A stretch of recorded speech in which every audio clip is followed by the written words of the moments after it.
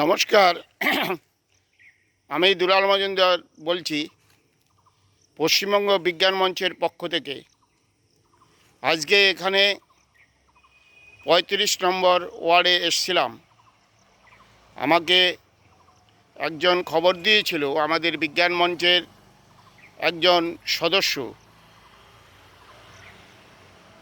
খবর দিয়েছিল যে এখানে গাছ কাটা হয়েছে দেখবার জন্য। এখানে প্রায় 10 কাঠার উপরে জমি হবে,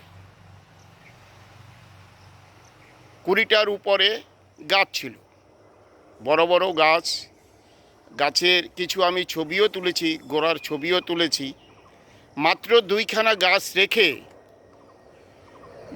গাছ রেখে হচ্ছে সব গাছ কেটে দিয়েছে।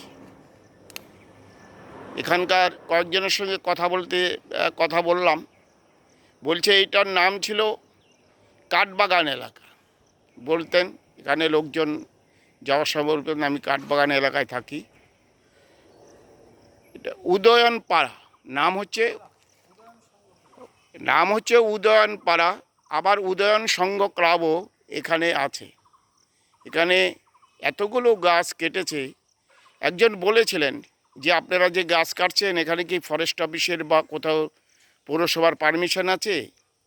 না, বললেন হ্যাঁ আছে, কিন্তু কিছু দেখায়নি বা হয়নি। অসত্য কথা বলেছে।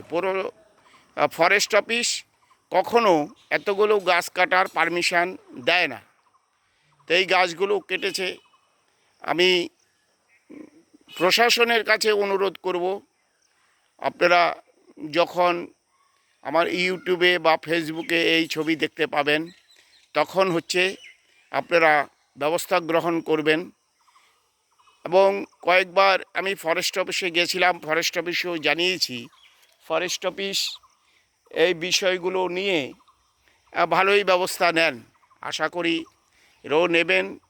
এবং কয়েকজনকে উনি ইনডাইরেক্টলি, আমার যা মনে হচ্ছে, থ্রেট করেছেন। এখনও মানুষ খোলামেলা, আশেপাশের মানুষ কথা বলতে পারছেন না।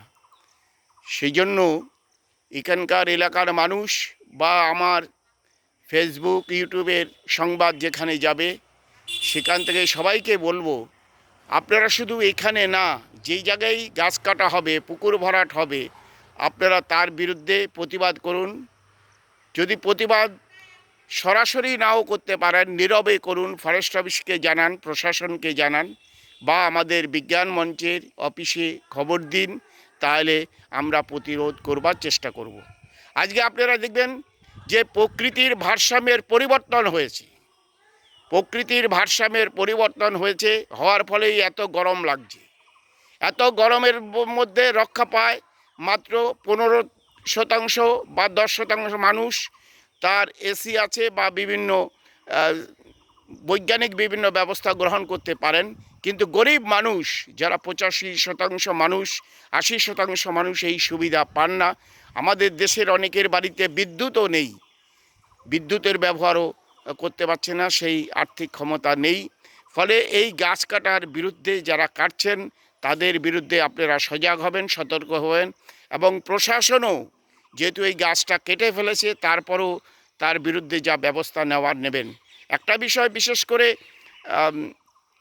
আবার দেখে অবাক হয়ে গেলাম, যারা গাছ কাটছেন তারা আবার গাছগুলো বিভিন্ন প্লাস্টিক দিয়ে, পাতা দিয়ে ঢেকে দিয়েছেন যাতে দেখা না যায়। আমি আর লাল এখানে দাঁড়িয়ে ওই যে পাতা টাতা সরিয়ে, প্লাস্টিক সরিয়ে কিছু ছবি করলাম।